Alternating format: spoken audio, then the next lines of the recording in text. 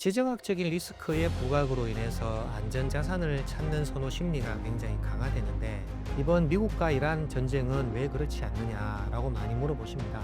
사실은 미국과 이란의 전쟁 초기에도 한 3일간은 금값이 올랐었습니다. 그런데 3일 만에 금 가격이 상승분을 다 반납을 하고 하락을 하기 시작하는데, 가장 큰 이유는 유가 상승에 따른 인플레이션 우려입니다. 호르무즈 해협에 봉쇄되어 있던 많은 선박들로 인해서 유가가 배럴당 60불 하던 게 배럴당 100불이 넘어서는 그런 과정들로 인해서 아무래도 이제 인플레이션의 우려가 굉장히 좀 커지고 있는 그런 상황이었고, 우리나라만 보더라도. 안녕하세요. 웅달 책방 구독자 여러분. 저는 한국금거래소 경산점을 운영하고 있는 금남일이라고 합니다. 제가 이번에 책을 한 권 출판을 했습니다. 책의 이름은 금남일의 골드 인사이트라는 내용인데요. 제 유튜브 채널명과 동일합니다. 지금 금 가격이 100만 원 하는 시대가 됐기 때문에 금에 대해서 관심이 있으신 분들이 어떻게 하면 시행착오를 적게 겪으면서 금 투자를 쉽게 하실 수 있는지를 생각하다가 이번에 책을 출간을 하게 되었습니다. 제가 업계에 한 30년 정도의 경험이 되기 때문에 그동안의 경험을 이 책에다가 다 녹여냈습니다. 금 투자에 관심이 있으신 분들께서는 제가 이번에 출간한 금남일의 골드 인사이트 책 한번 읽어봐 주시면 투자에 도움이 되실 것 같습니다. 올해 1월 사상 최고가를 찍은 금값이 지금은 20% 넘게 하락을 하였는데 대표님께서는 지금 금값을 어떻게 보시나요? 최근 금가 말씀드리려고 하면 일단 한숨이 좀 먼저 나오는 것 같습니다. 사실은 2026년도 1월까지만 하더라도 금 가격이 무서울 정도로 가파르게 올라갔었거든요. 그러한 가격이 1월 29일 날 조정을 받기 시작해서 지금 현재까지 약 한 30% 정도 조정을 받고 있는데, 아무래도 행보의 기간과 조정의 기간이 길다 보니까 고점에 물려져 있으신 많은 분들 입장에서는 도대체 금 가격이 다시 올라가기는 올라가는 것이냐, 아니면 강세장이 이것으로 끝나는 거 아니냐, 정말로 질문도 많이 주시고 의구심을 많이 가지십니다. 최근에 금 가격이 왜 이렇게 떨어졌는지를 우리가 원인을 분석을 정확히 해야지만 과연 언제 모멘텀을 다시 만들어서 상승할 수 있는지를 알 수가 있는데, 제가 첫 번째로 일단은 왜 이렇게 조정을 받았는지에 대해서 먼저 설명을 조금 드리겠습니다. 첫 번째 조정은 1월 29일 날 전 고점이죠. 5,595불에서 금 가격이 단기적으로 한 10에서 15% 정도 조정이 됐거든요. 이 조정은 사실은 굉장히 좀 건전한 조정이라고 보는 겁니다. 사실은 그 전에 조정을 받고 숨고르기를 하고 올라갔어야 되는 금과 은 가격이 사실은 조정 없이 바로 올라가는 그런 경향이 있기 때문에 1월 29일 날의 조정은 차익 실현 매물이 시장에 쏟아져 나오면서 어떻게 보면 시장에 우리가 건전하다라고 이야기할 수 있는 그런 조정이었는데요. 그래서 금 가격이 5,595불이었다가 4,700, 4,500불 선까지 밀리기는 했습니다만은 이러한 부분들은 시장에서 굉장히 좀 긍정적으로 바라보는 부분이었습니다. 그런데 2차적으로 조정이 되게 된 가장 큰 이유는 여러분들이 알고 계시는 미국과 이란 간의 전쟁입니다. 통상적으로 전쟁이 발발하게 되면 지정학적인 리스크가 가장 먼저 부각이 되거든요. 그러면 지정학적인 리스크의 부각으로 인해서 안전자산을 찾는 선호 심리가 굉장히 강화되는데, 이번 미국과 이란 전쟁은 왜 그렇지 않느냐라고 많이 물어보십니다. 사실은 미국과 이란의 전쟁 초기에도 한 3일간은 금값이 올랐었습니다. 그런데 3일 만에 금 가격이 상승분을 다 반납을 하고 하락을 하기 시작하는데, 가장 큰 이유는 유가 상승에 따른 인플레이션 우려입니다. 호르무즈 해협에 봉쇄되어 있던 많은 선박들로 인해서 유가가 배럴당 60불 하던 게 배럴당 100불이 넘어서는 그런 과정들로 인해서 아무래도 이제 인플레이션의 우려가 굉장히 좀 커지고 있던 그런 상황이었고, 우리나라만 보더라도 당시에 전쟁 전에는 휘발유 가격이 1,600원 선이었지만 지금 현재는 다시 조정이 돼서 1,800원 선으로 떨어지기는 했습니다만은, 휘발유 가격이 리터당 2,000원이 넘어가고 2,100원이 되면서 정부에서도 석유의 최고 가격제를 시행을 하고 그러한 것들이 아직도 유지는 되고 있습니다만, 그러한 것들이 결국에는 소비자들 입장에서는 이제 물가 상승을 의미하는 거고, 물가 상승이 가장 많은 영향을 주는 것이 이제 미국의 페드의 정책이거든요. 사실 그전에는 페드의 정책이 긴축 정책이라기보다는 이제 통화 완화 정책이라고 볼 수 있습니다. 계속 시간이 지나면 지날수록 금리를 조금 내리는 방향이었는데, 이번에 미국과 이란의 전쟁으로 인해서 금리를 인상할 수 있겠다라는 우려감들이 이제 시장에 자꾸 이제 반영이 되는 거예요. 그렇다 보니까 이제 금 가격이 4,500 불에서 4,300, 4,200, 4,000 까지 지금 떨어지는 그런 상황이 현재 마련이 된 거거든요. 그렇다 보니 지금 현재의 금 가격이 가장 떨어진 이유는 첫 번째로는 이제 건전한 조정, 그리고 이제 두 번째로는 이제 미국과 이란의 전쟁에 대한 인플레이션 우려로 인해서 미국 패드의 긴축적인 통화 정책으로의 방향 선회가 아무래도 원자재 시장에 미치는 가격 조정의 가장 큰 원인이다. 이렇게 이해를 하시면 여러분들이 언제쯤이면 그러면 다시 금 가격이 올라갈 수 있는지 이런 부분들을 확인할 수 있을 수 있는 좋은 이정표가 된다고 생각을 합니다. 단순 가격 하락보다 실제 투자자가 체감하는 손실이 왜 더 크게 느껴지는 걸까요?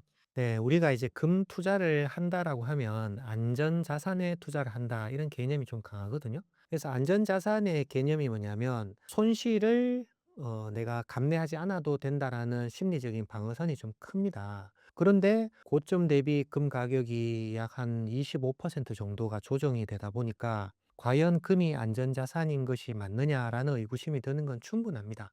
하지만 우리가 이 생각을 하기 전에 지난 한 해 금 가격이 얼마나 올랐는지를 먼저 한번 체크해 볼 필요가 있거든요. 2025년 한 해에 금 가격이 무려 70%가 상승을 했습니다. 그 정도로 금이 사람들에게 많은 관심을 받고 빠르게 가격이 상승하다 보니 어떤 투자자들 또는 투자 기관들, 어떤 세력들 입장에서는 차익 실현 매물들이 시장에 반드시 나올 수밖에 없는 거거든요. 아무리 안전 자산이라고 하더라도 급등했는 자산이 어느 정도 조정을 맞이하는 것은 시장의 당연한 논리이기 때문에 그러한 것들이 아무래도 안전 자산에 투자를 했는데 왜 내가 손실을 봐야 되는지에 대해서 투자자들이 체감적으로 조금 더 불안함을 느끼시는 요인이 아닐까 이런 생각이 듭니다. 최근 금가 조정을 두고 단순한 순 고르기라는 시각과 고점 이후 경계해야 한다라는 의견이 동시에 나오는데 대표님의 의견은 어떠하신가요? 네, 아무래도 행보하는 기간이 길다 보니까 시장에 이제 다양한 의견들이 많이 나오는 것 같습니다. 어떤 분은 이제 단순 숨고르기다라는 그런 이야기와 어떤 분은 금값의 강세장이 끝난 거 아니냐라는 그런 우려 섞인 목소리들이 시장에 많이 나오고 있습니다. 근데 확실한 것은 과거보다 금이라는 그 자체를 바라보는 시각이 완전히 달라졌다라는 느낌이 제가 좀 많이 드는데요. 현업에서 금거래소를 운영하다 보니까 일반적인 소비자분들이 과거에는 이제 금을 장신구라는 개념으로 접근을 하셨는데 지금은 금을 투자용 상품으로 인식을 하는 그런 경향이 좀 굉장히 좀 크신 것 같거든요. 그렇다 보니까 과거에는 우리가 이제 관심을 가지지도 않았던 이제 실버바에 대한 그런 투자 열풍도 많이 생겼는데, 자, 그러면 지금 이 현재의 금 가격은 어떠한 상황이냐 여러분들께 상세히 안내를 해 드리겠습니다. 제가 조금 전에 말씀을 드렸다시피 지금 금 가격이 조정을 받은 것은 시장의 차익 실현 매물에 대한 건전한 조정과 미국과 이란의 전쟁에 대한 숨고르기 두 가지 복합적인 요인으로 인한 그런 결과라고 말씀을 드릴 수 있습니다. 최근에 금 가격을 결정하는 가장 큰 요인은 아무래도 미국 연준의 금리 정책 방향이라고 보시면 되거든요. 지난 2025년, 2024년 이때까지만 하더라도 미국 패드의 금리 정책 방향은 완화 정책이었습니다. 2023년도에 미국 연준에서 금리를 5%로 갑자기 자이언트 스텝으로 올리지 않았습니까? 그 이후로 물가가 빠르게 잡히면서 연준에서 금리를 차근차근 내리고 있던 이 상황에서 미국과 이란의 전쟁이라는 변수들이 발생을 하게 되는 겁니다. 그래서 사실상 2026년도를 처음에 시작할 때만 하더라도 페드에서 연내 금리를 한 차례 또는 두 차례 인하를 할 것이다라는 게 2026년도 초기에 시장의 예상이었습니다만 전쟁으로 인해서 이제 물가 상승이 일어나고 인플레이션 우려가 생기다 보니까 새롭게 부임하신 이제 케빈 워시 연준 의장께서 기존의 비둘기파적인 성격에서 매파적인 성격으로 미국 연준이 해야 할 일은 시장의 물가를 잡고 인플레이션을 억누르는 것이다라는 이러한 발언들이 향후 이제 돌아오는 9월이죠. 9월에 미국 연준에서 금리를 인하할 수 있다라는 의견보다는 인상할 수 있을 가능성이 높다라는 것으로 시장의 의견들이 지금 많이 바뀌는 거거든요. 그래서 현재는 지금 미국 페드에서 금리를 동결할 것이다라는 의견이 한 3분의 2 정도가 되고요. 금리를 인상할 것이다라는 의견이 한 3분의 1 정도 되는 것 같습니다. 우리가 이제 미국과 이란의 전쟁을 이야기를 하지 않을 수가 없는데, 불과 한 달 전만 하더라도 미국과 이란의 전쟁은 양해 각서 체결로 이제 종전과 휴전을 이제 맞이하는 듯한 그런 모습을 보였습니다. 하지만 현재는 전쟁이 어떠한 형태로 흘러갈지 우리가 전혀 예측할 수 없는 형태로 지금 흘러가다 보니까 결국에는 유가의 상승은 전 세계의 물가를 가파르게 끌어올리는 가장 큰 요인이기 때문에 페드에서는 이제 미국에서 나타나는 이제 CPI 지수, PPI 지수를 확인하지 않을 수가 없거든요. 그래서 유가가 다시 안정되는 모습을 보이다가 전쟁이 다시 이제 재개가 되니까 유가가 다시 지금 빠르게 이제 배럴당 한 94불까지 지금 터치를 하는 그런 상황이잖아요. 그래서 이러한 이제 대외적인 환경들이 연준 입장에서 봤을 때는 야, 금리를 내리는 것은 사실은 한계가 있지 않느냐. 이런 것들이 시장에 많이 반영되다 보니까 결국에는 이제 원자재 시장에서는 이제 직격적으로 이제 타격을 받는 거거든요. 그래서 현재는 과거 어느 때보다도 이제 달러 강세가 강하고 미국 국채에 대한 금리가 4% 후반으로까지 가다 보니까 이자나 배당을 주지 않는 금을 소유하는 것보다는 미국의 국채나 달러 자산으로 보유를 하는 것이 당장에 큰 수익을 주기 때문에 아마 금과 은에 대한 투자에 대한 매력도가 많이 떨어진다 이런 상황이거든요. 그런데 과연 그러면 앞으로는 어떻게 될 것이냐? 우리가 이 부분을 이제 확인을 해야 되잖아요.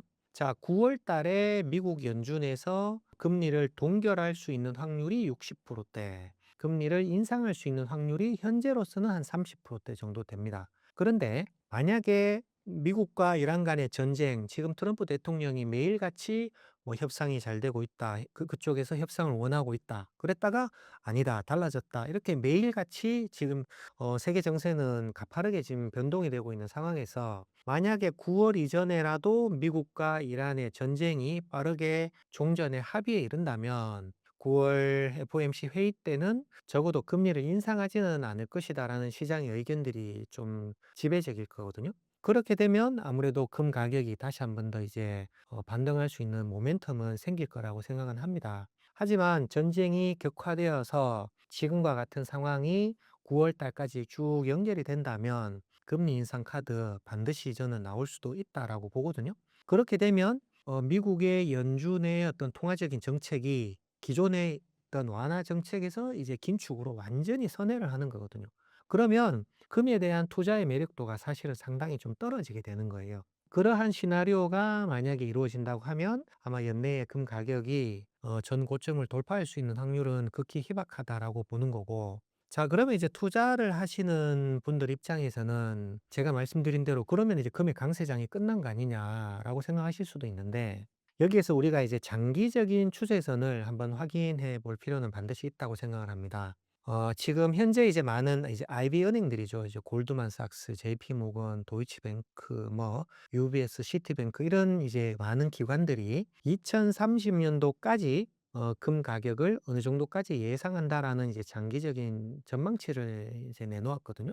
거기서 이제 금의 좀 강세를 지지하는 기관들은 2030년도까지 금 가격을 트로이 온스당 한 6,200불까지 보는 거예요. 그러면 2026년도 1월 달 전 고점이 한 5,500불 선이라고 하면 전 고점을 돌파해서 새로운 이제 신고점을 만들어내는 거잖아요. 그 반면에 이제 좀 보수적으로 잡는 이제 IB 은행들은 한 4,500불까지 보는 거거든요.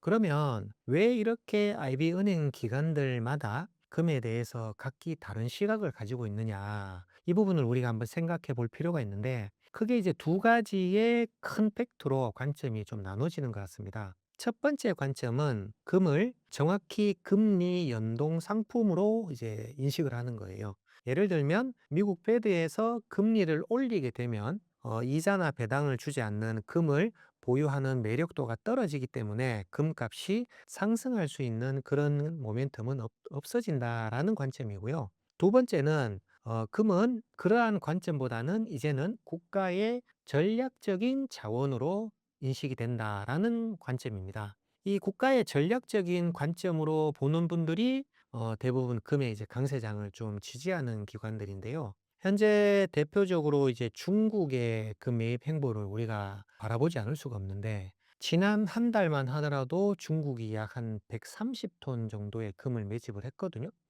이 중국 인민은행이 매집한 이 양은 사실은 역사적으로도 굉장히 좀 많은 양이라고 합니다.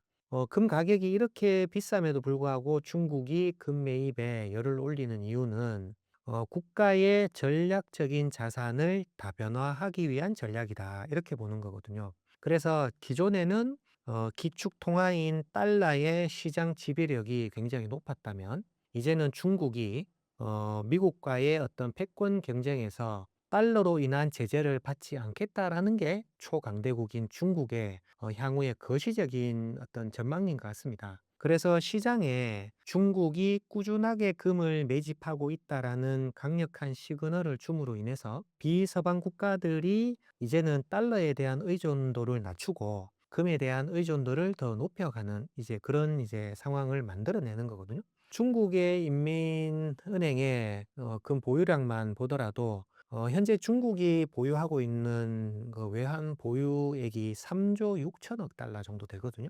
기존에는 미국의 채권이나 달러 자산이 압도적으로 많았던 중국이 지금은 금이 1순위로 바뀌었습니다. 그 정도로 많은 양의 금을 매집함으로 인해서 달러와 관련된 그런 자산들, 채권들은 그전보다도 현저하게 비율을 낮춰가고 있는 상황인데, 왜 중국이 이러한 행보를 만들어내느냐? 우리는 이미 힌트를 다 알고 있습니다. 러시아 우크라이나 전쟁 당시에 러시아가 보유하고 있던 해외 외환 보유액 3천억 불을 미국 재무부와 G7 간의 회의를 통해서 동결하는 사건이 중국이 미국의 달러 자산을 다시 바라보게 되는 그러한 이제 강력한 계기를 만들게 된 사건이거든요.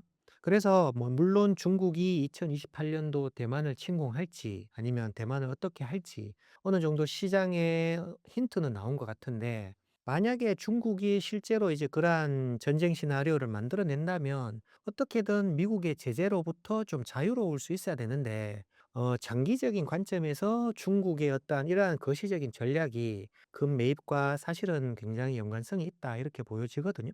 이러한 관점으로 바라보는 이제 IB 기관들은 금의 강세론에 좀 손을 들고 있는 그런 상황입니다. 물론 이제 금리 연동형 상품이라는 이론과 국가의 전략적인 자산이라는 이론 중에 어떠한 것이 더 시장에 더 높은 신뢰를 받을지는 시간이 지나 봐야지만 우리가 알 수 있는 거지만, 앞으로 이제 금이 어떠한 지위 속에서 있을지는 우리가 거시적인 관점 속에서 조금 더 바라보면, 투자를 하시는 분들 입장에서 지금 이게 강설은의 끝인지 아니면 단순한 숨고르기 이후에 또다시 상승할 수 있는 모멘텀이 만들어지는지 그 부분을 확인하실 수 있는 좋은 힌트가 된다. 이렇게 저는 생각하고 있습니다.